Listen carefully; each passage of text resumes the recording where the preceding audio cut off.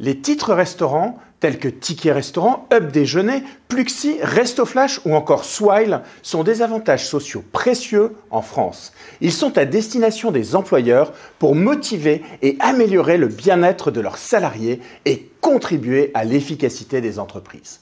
D'après la Commission nationale des titres restaurants, ils représentent un marché de 9,4 milliards d'euros répartis entre une douzaine d'émetteurs.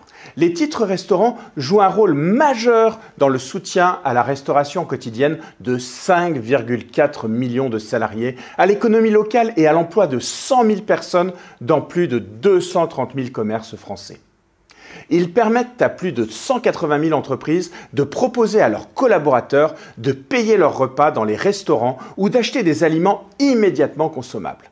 Ce système fonctionne grâce à un cadre fiscal avantageux pour les entreprises qui bénéficient d'exonérations de charges sociales tout en augmentant le pouvoir d'achat de leurs employés. Qu'il soit sous forme de carte, d'application mobile ou encore de chèque, le titre restaurant est simple d'utilisation. Il représente pour l'entreprise la possibilité de respecter de façon économique l'obligation légale de prise en charge de la restauration de son personnel tout en répondant aux souhaits des salariés quant au choix du lieu et des conditions de restauration.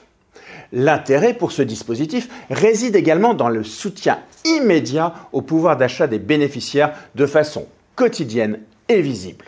La participation de l'employeur est nette d'impôts et de taxes sur les salaires. Cela représente un avantage social concret et motivant et qui, contrairement à une augmentation de salaire classique, ne sera jamais intégré dans le montant brut.